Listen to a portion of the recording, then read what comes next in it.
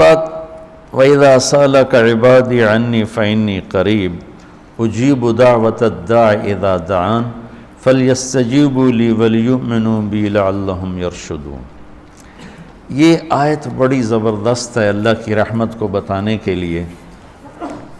ساڑی تا جی سندا ہی کوئی نہیں، یہ عام لوگ جی ساڑی تا رب سندا ہی کوئی نہیں، اور جو بیچارے ان پڑھ لوگ پیر سائیں تواڈی رب موڑ نہیں سکتا، ساڑی سندا کوئی نہیں، یہ اس سے بھی آگے چلے جاتے۔ او بھائی اللہ بڑا بے نیاز ہے، جس کی چاہے موڑ دے، جس کی چاہے سن لے، لیکن رب سب کی سنتا ہے، یہ یہاں بتانا ہے۔ وَإِذَا ان نہیں، ان شرط ہے اور اذا ظرفیت ہے، تو ان کی بجائے اذا سے ایک دم اللہ کی رحمت کا دروازہ کھلتا ہوا نظر آتا ہے۔ اذا سألک عنی پہلے ہونا چاہیے، عبادی بعد میں ہونا چاہیے۔ جب میرے بارے میں میرے بندے پوچھیں، اللہ کو صحابہ نے سوال کیا، یسألونک یسألونک یسألونک، کتنا قرآن میں ہے، یسألونک عن المحیض قل هو اذی، یسألونک عن الانفال قل الانفال للہ والرسول، یسألونک عن الاہلہ قل ہی مواقیت للناس، یسألونک عن الیتامى قل اصلاح لہم۔ جتنے بھی صحابہ نے سوال کیے وہ آئے ہیں یسألونک، یہ آپ سے پوچھتے ہیں، ٹھیک ہو گیا؟ تو یا حبیبی یا محمد قل، آپ کہیے، یہ جواب ہے۔ یہ سارے قرآن میں طرز ہے، کوئی 14 کے 18 دفعہ یسألونک کا لفظ آیا ہے۔ صحابہ نے سوال کیا، اللہ کدھر ہے، قریب ہے تو مناجات کریں، دور ہے تو زور سے پکاریں۔ تو اس پر آیت یوں اترنی چاہیے تھی یسألونک عنی، جیسے باقی آ رہا ہے سارے سوالوں کا جو لفظ آیا ہے یسألون، آپ سے پوچھتے ہیں، تو یہاں بھی ہونا چاہیے تھا آپ سے پوچھتے ہیں عنی، میرے بارے میں، قل، تو آپ کہیے ہوا قریب، کہ وہ تمہارے قریب ہے۔ یہ میری بات سمجھ میں آئی؟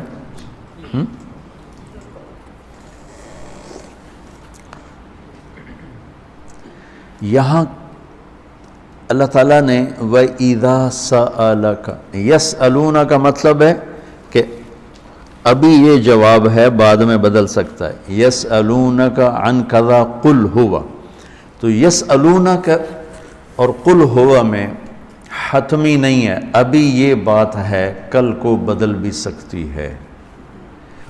اذا کا مطلب ہے کہ یہ ابدی جواب ہے، یہ جواب قابل تبدیل نہیں ہے، یہ آگے جو جواب آئے گا وہ ہمیشہ کے لیے ہے۔ اب سنو، وَإِذَا سَأَلَكَ عبادی عنی، اپنے آپ کو بعد میں ذکر کیا اور اپنے بندوں کو پہلے ذکر کیا۔ اذا سألک الناس المؤمنون، یہ آ سکتا ہے نا، العباد، اذا سألک العباد، کیا کہا عبادی، اللہ کو یہ سوال اتنا پسند آیا، اللہ کہ تم تو ہو ہی میرے بندے، میرے بارے میں اپنے آپ کو بعد میں ذکر کیا اور عبادی کو پہلے ذکر کیا۔ اب میں ایک مثال دیتا ہوں آگے جو فإنی قریب، میں پوچھتا ہوں مولوی شاہد صاحب سے کہ مولوی عدنان کدھر ہیں، تو مولوی شاہد صاحب کے ذمے ہے جواب دینا کہ جی یہ بیٹھے ہیں، ٹھیک ہے نا۔ میں پوچھتا ہوں مولوی شاہد مولوی عدنان کدھر ہیں، تو مولوی شاہد کے جواب دینے سے پہلے مولوی عدنان کہ جی میں ہوں، کوئی فرق ہوگا؟ مجھے سمجھ میں نہیں آ رہا، شیخ رمزی واضح کرے تو کرے، مجھے سمجھ میں نہیں آ رہا کہ میں اس کو واضح کیسے کروں کہ اللہ کے نبی سے صحابہ پوچھ رہے ہیں رب کے بارے میں بتائیں، تو اللہ تعالیٰ اس کو یوں لا کر کہتا ہے کہ یہ آپ سے میرے بارے میں پوچھیں تو میرے نبی آپ ہٹ جائیں، میں جواب دیتا ہوں، میں ہوں، تمہارے ساتھ ہوں، تمہارے پاس ہوں، شہرک سے زیادہ قریب ہوں، تمہارے ساتھ ہوں۔ تو کیسے کہتے ہو کہ میں تمہاری سنتا نہیں؟ اجیب دعوتاً، دعوت الدع، دعا دع بار بار پکارنا، اور دعوتاً ایک دفعہ پکارنا۔ اللہ اس آیت میں کہہ رہا ہے کہ جو زندگی میں جس نے مجھے کبھی ایک دفعہ بھی پکارا ہو، میں اس کی دعا پر بھی لبیک کہتا ہوں۔ یہ نہیں کہ میں سنتا ہوں، تم سنانے والے بنو۔ ہم تو مائل بکرم ہیں، کوئی سائل ہی نہیں، راہ دکھلائیں کسے راہ رو منزل ہی نہیں۔ کوئی مانگنے والے تو بنو۔ اور میں قربان جاؤں، اس نے مانگنے کے لیے تقوی نہیں مانگا۔ کتنی عجیب بات۔ اللہ کو پتہ ہے ہر آدمی تو تقوی والا نہیں ہو سکتا، نہیں، اور ہر آدمی علامہ بھی نہیں ہو سکتا، تہجد گزار بھی نہیں ہو سکتا ہے، نمازی بھی نہیں ہو سکتا ہے۔ ایک کام ہر آدمی کر سکتا، اللہ نے وہ لگا دیا، مسلمان ہونا بھی نہیں لگایا۔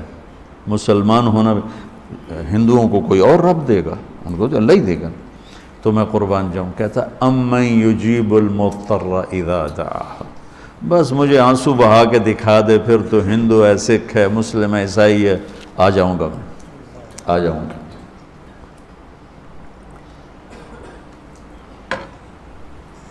سب کی سنتا ہے۔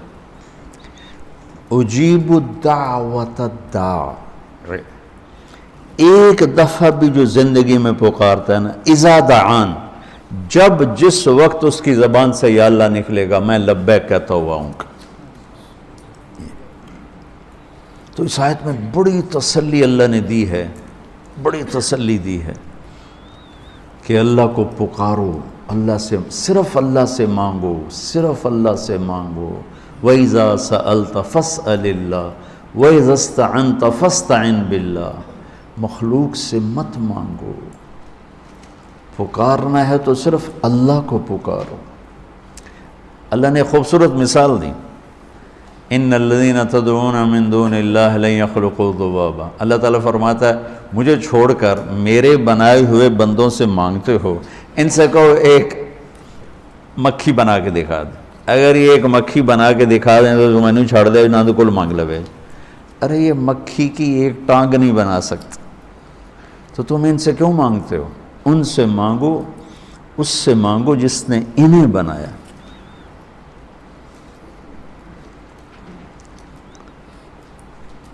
تو اس آیت میں اللہ نے بڑی تسلی دی ہے کہ تم مانگنے والے رو دھو کے میرے سامنے رونا سیکھ لو، کر دوں گا، مضطر بن کے دکھا دو۔ جیسے ہمارے ہاں دعائیں مانگی جاتی ہیں، ہاتھ ادھر ہوتے ہیں اور گا گا کے ربنا آتنا، یہ دعا ہے؟ یہ تو دعا کا مذاق ہے، اس کو دعا کہتے ہیں۔ اور پیچھے نمازیوں کو کوئی ہوش نہیں ہوتا کہ مولوی صاحب کیا دعا مانگ رہے ہیں۔ دعا تو ایک پکار، ایک فریاد ہے، عرش کو ہلا دے، اگر کوئی تڑپ کے اللہ کو دکھا دے تو۔ اس کے بعد ایک بڑی خوبصورت بات آئی ہے، وہ بتانا چاہتا ہوں۔ احل لکم لیلۃ الصیام الرفث الی نسائکم ہن لباس لکم وانتم لباس لہن، بس یہ بتانا چاہتا ہوں۔ اتنی بڑی خیر کا ہے، اتنی بڑی سبحان اللہ۔